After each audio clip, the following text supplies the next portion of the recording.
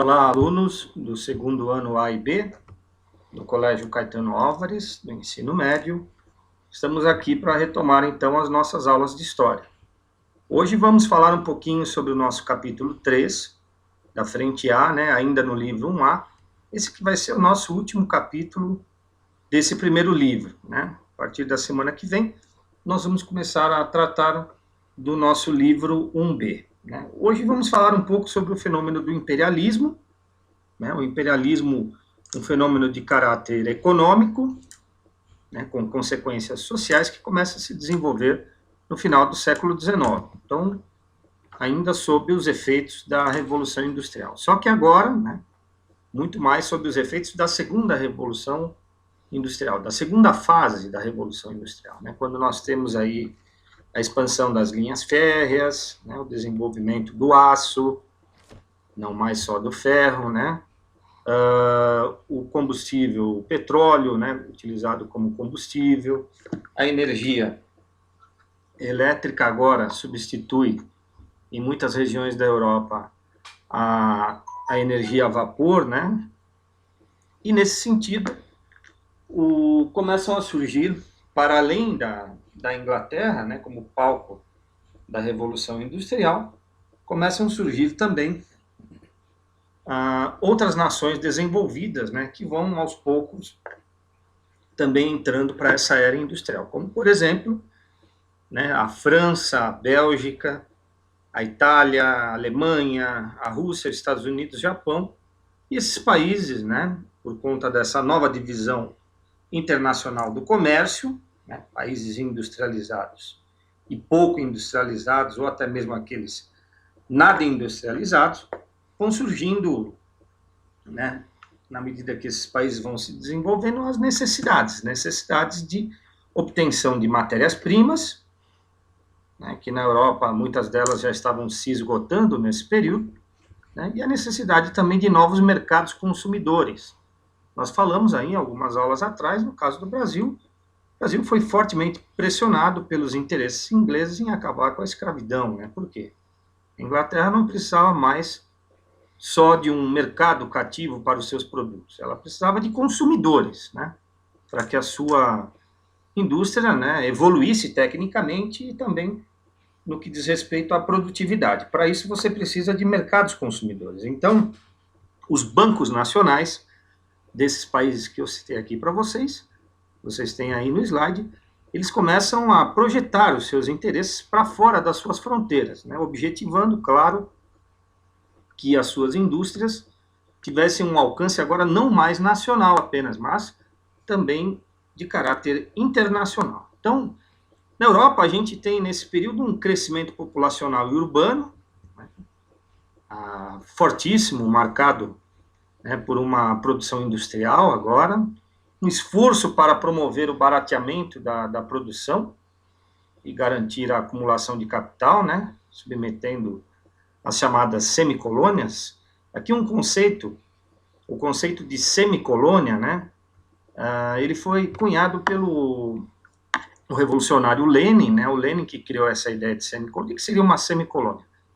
Seria um país que se tornou independente, né, vamos pegar aqui os vários países da América Latina, para citar como exemplo, os vários países que se tornaram independentes, mas não se industrializaram, né, acabaram se tornando, dentro dessa nova divisão do comércio, acabaram se tornando países fornecedores de matéria-prima. Então, você tem um esforço para promover o barateamento da produção e garantir a acumulação de capital submetendo as semicolônias.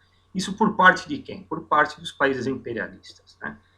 Eles precisavam que esses países, essas chamadas semicolônias, né, esses recém-independentes, ou não, porque muitos ainda continuaram sendo colônias, né, ou deixaram de ser colônia de uns e passaram a ser colônias de outros, né.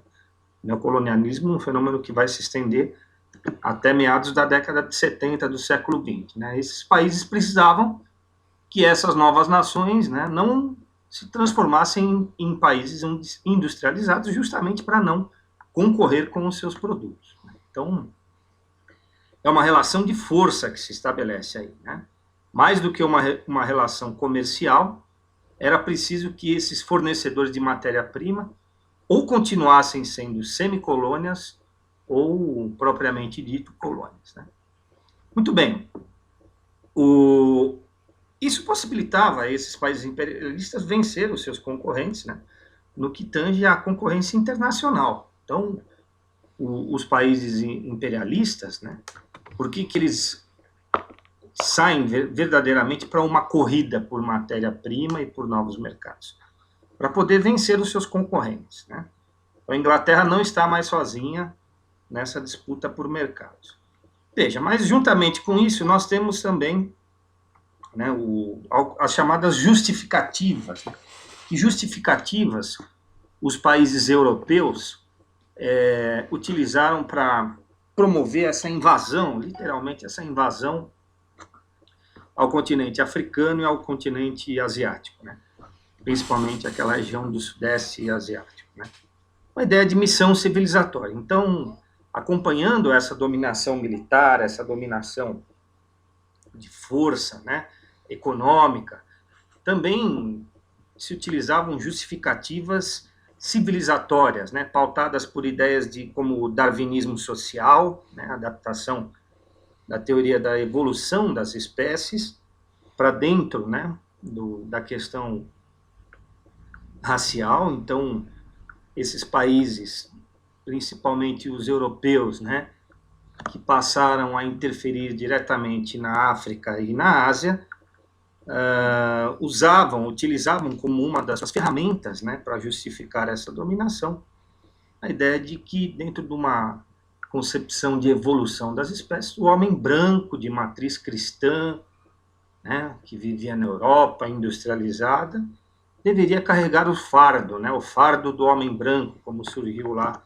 um poema, né, a ideia de que ele estava imbuído de uma missão civilizatória, né, estaria dentro do que os europeus imaginavam, né, levando conhecimento, civilização, né, organização, desenvolvimento, técnicas, né, e, sobretudo, a sua religião de matriz cristã para esses povos que eles consideravam, né, menos evoluídos, bárbaros, selvagens. E aí surgiram as mais variadas terminologias, né, inclusive teses eugenistas, né, de indivíduos como Frederic Blumenbach, Francis Galton, né, e o Conde de Gobineau, que foram pesquisadores que criaram teorias que justificavam essa supremacia do homem branco, né, europeu, principalmente sobre os demais povos, né.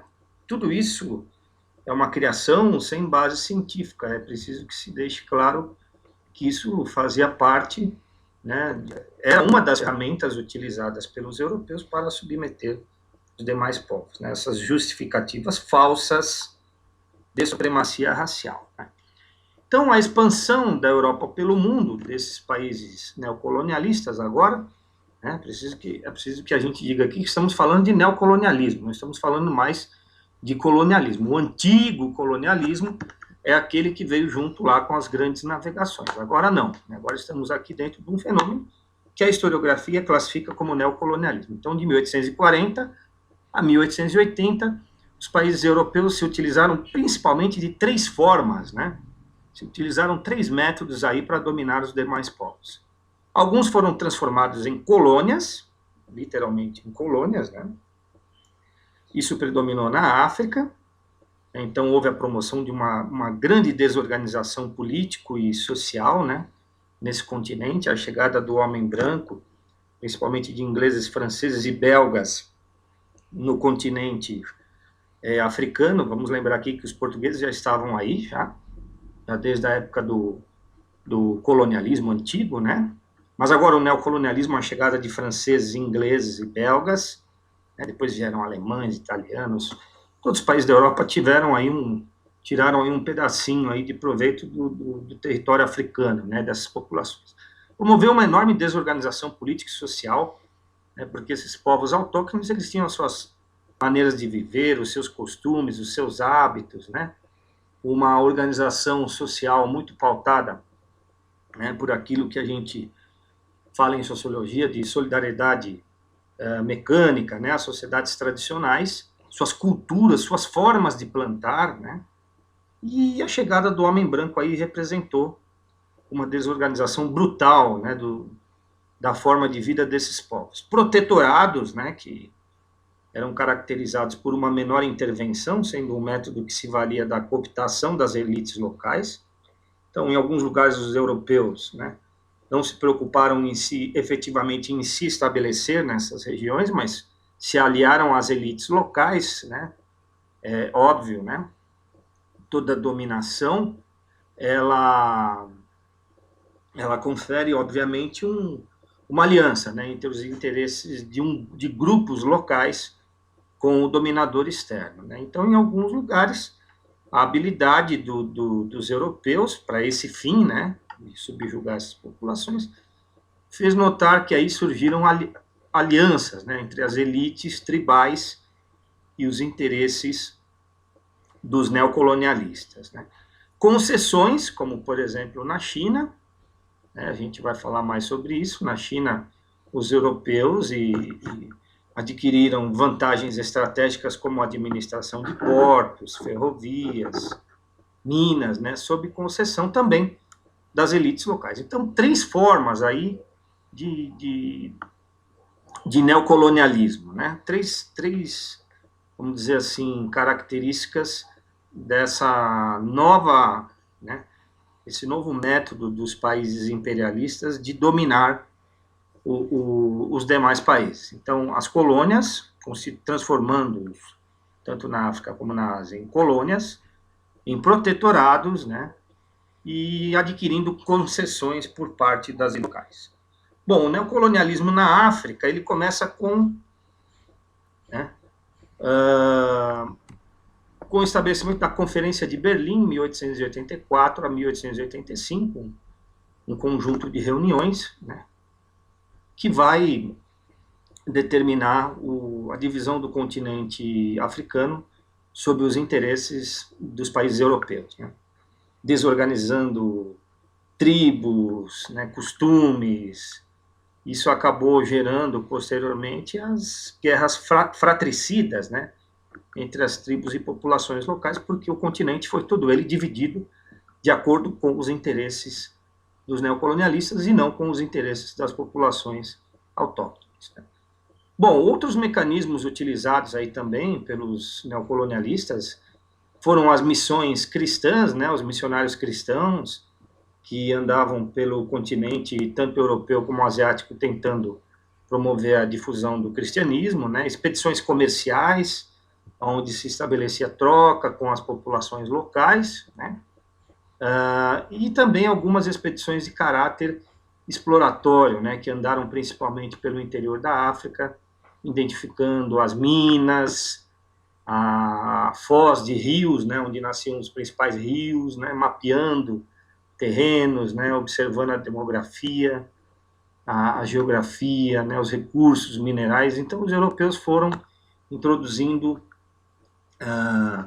dentro desse fenômeno do neocolonialismo, né, várias formas de identificar as riquezas para depois, obviamente, posteriormente aí à Conferência de Berlim, cair sobre esses continentes com uma dominação, aí sim, né, toda ela organizada a partir da força e da dominação e a superioridade, né, a superioridade técnica baseada nas armas, principalmente.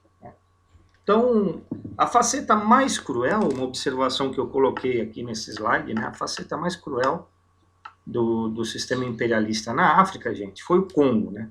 O Congo é uma região que fica no centro da África, dominada pela Bélgica, na época ainda no século XIX, né, virou uma propriedade particular do rei Leopoldo II, da Bélgica, né?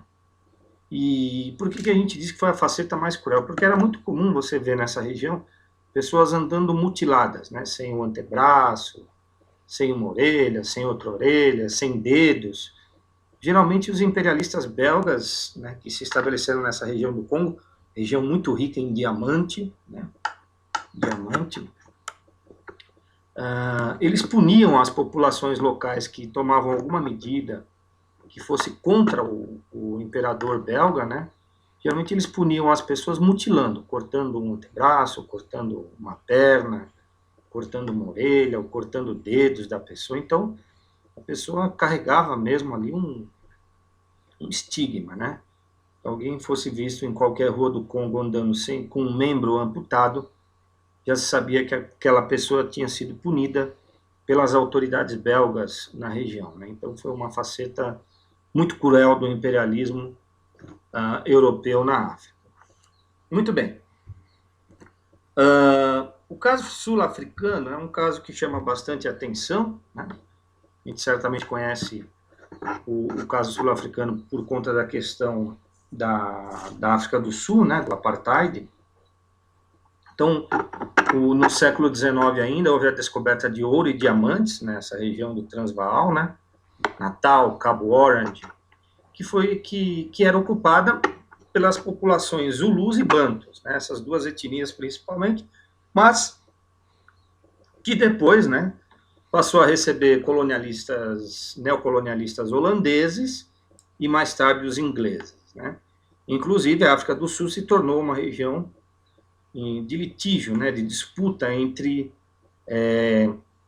neocolonialistas holandeses e neocolonialistas ingleses, né. A gente tem uma guerra entre dois países europeus, né, mas envolvendo uma questão neocolonial fora da Europa, né. Holandeses e ingleses entraram em guerra fora da Europa, onde? Na África do Sul, né, chamada como Guerra dos Boers. Os Boers eram os colonos de origem holandesa que se estabeleceram nessa região, né, e como a região posteriormente, né, se tornou palco dessa disputa por diamantes e ouro, então houve o conflito envolvendo ingleses e holandeses. Os ingleses saíram vitoriosos, né, foi feito um acordo, que nesse acordo inclusive se admitia a continuidade dos holandeses, mas sob uma hegemonia da Inglaterra na região. E aí surge a União da África do Sul. Né? Com a União da África do Sul é promulgada a lei de terras dos nativos, né, em 1913, os nativos só teriam direito a 13% do território. Obviamente, essa lei foi um acordo que privilegiava as áreas mais, né, potencialmente ricas em ouro e diamantes para as populações brancas, né, holandeses e ingleses principalmente, confinando as populações zulus e bantus. Aí vão surgir depois, mais tarde, os bantustões, né, lugares onde essas populações foram confinadas, né, para se manterem distantes das riquezas minerais que eram extraídas desse país, no caso. Em 1948 a 1991, nós tivemos o apartheid, aquele sistema de segregação racial, né, praticado pelo Estado sul-africano, né, que acabou restringindo a população negra de circular e frequentar, inclusive, certos espaços. Né. Uma coisa que já tinha acontecido no sul dos Estados Unidos, lá com o Jim Crow, sistema de segregação racial pós-guerra de secessão nos Estados Unidos, que agora foi readaptado, né, reconfigurado para a África do Sul, né, e vai perdurar por muito tempo aí, no século XX. Neocolonialismo na Ásia. Na Ásia, então, a Inglaterra, né, vai se estabelecer nas regiões onde hoje é a Índia, a Indochina, né, e inclusive a Birmânia. É bom que a gente coloque aqui que os dois países que mais se beneficiaram desse sistema neocolonial, do fenômeno do neocolonialismo, né, utilizando práticas imperialistas, foram a França e a Inglaterra. Principalmente a Inglaterra, mas a França também, em grande medida, né, acabou conquistando um grande número de colônias, tanto na África como na Ásia. E a Inglaterra foi o país que mais se beneficiou, né, desse sistema imperial e neocolonialista. A França se estabeleceu na região da Indochina, onde nós temos ali o Vietnã, o Camboja e o Laos, atualmente, né?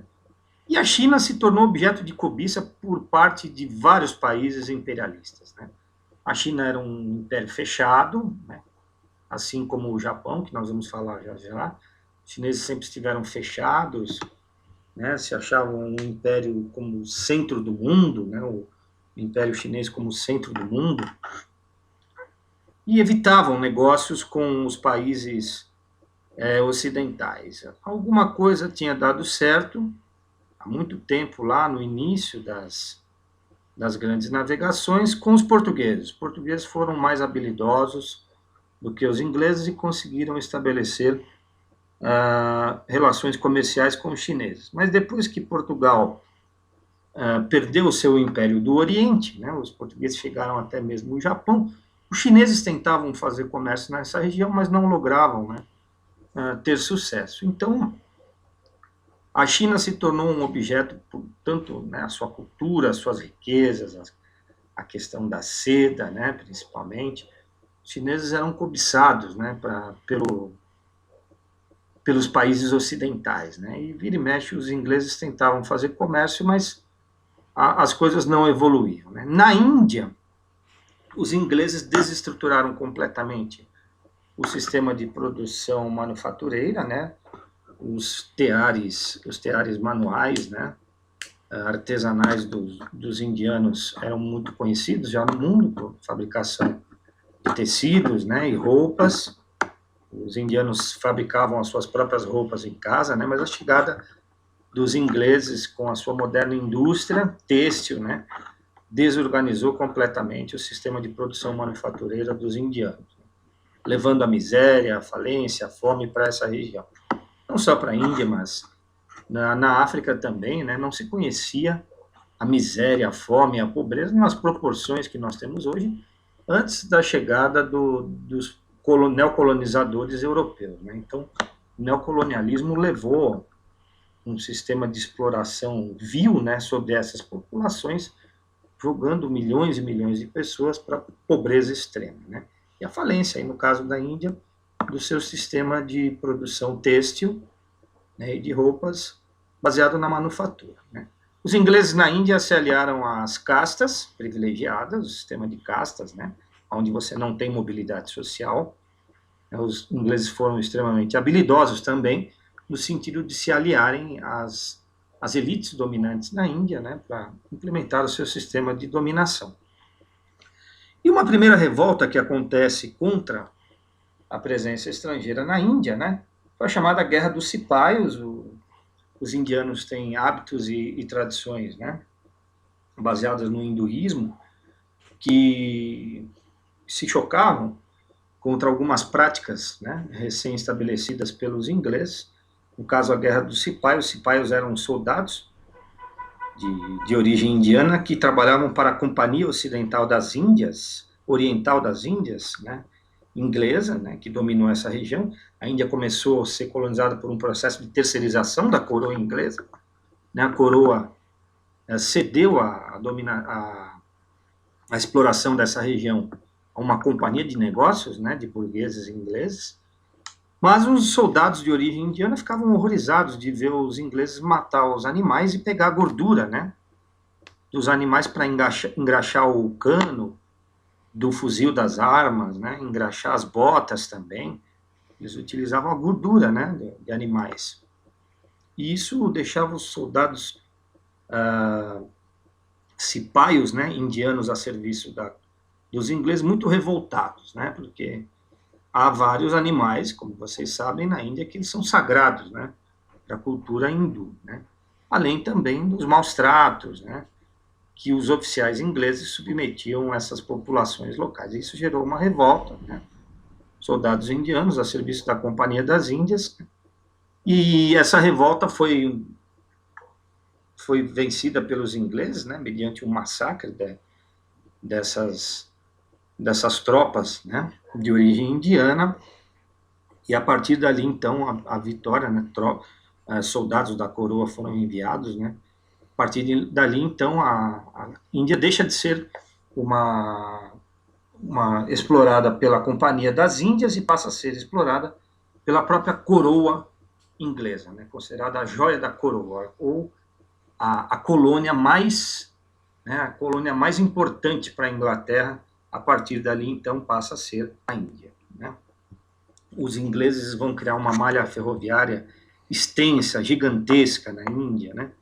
Mas sempre com o objetivo de utilizar essa malha ferroviária, assim como fizeram no Brasil, para escoar a produção de matérias-primas locais e levar isso embora para a Inglaterra, né? Minérios e matérias-primas importantes para a indústria inglesa. Neocolonialismo na Ásia, o caso chinês, né? Então, a China, objeto de cobiça das nações europeias, sempre teve uma balança favorável, uma balança comercial favorável para o Ocidente, ou seja, mais vendia para o Ocidente do que comprava, até o século XIX, né, produtos como chá, seda, porcelanas, pedras preciosas e bronze. Em 1820, houve a introdução do ópio pelo imperialismo inglês. Os ingleses tinham descoberto o ópio, uma droga extraída da papoula, né, que é uma planta, e essa droga pode ser fumada, assim como o crack hoje em dia, que a gente conhece aí, né, as mazelas trazidas pelo crack. Os ingleses, traficantes ingleses, né, introduziram o hábito de utilizar essa droga, conseguiram introduzir isso na Índia, né, atingindo inclusive as elites do Império Chinês, que acabaram se viciando no consumo dessa droga chamada ópio, né, extraída da papoula, da planta papoula, que no início era plantada na Índia, onde hoje é aquela região do Paquistão, e depois até mesmo em algumas regiões dentro da própria China, né. Isso gerou uma revolta mais tarde, as autoridades chinesas percebendo, né, que o consumo do ópio se espalhava, né, dentro do país, acabou gerando um conflito. Carregamentos de ópio a mando das autoridades chinesas começaram a ser lançados no mar, e aí então isso gerou a Primeira Guerra do Ópio, de 1839 a 1842, onde os chineses sofreram uma derrota, perderam o controle do porto de Nanquim, né, para a Inglaterra. Uma parte do porto acabou sendo ocupada por outras nações ocidentais. Até a Alemanha conseguiu se estabelecer dentro da China um protetorado, né. A Segunda Guerra do Ópio, de 1856, 1860, né, a região do Cantão foi bombardeada por navios ingleses, né, inclusive navios norte-americanos, e nessa Segunda Guerra do Ópio, até a cidade de Pequim acabou sendo saqueada pelos ocidentais.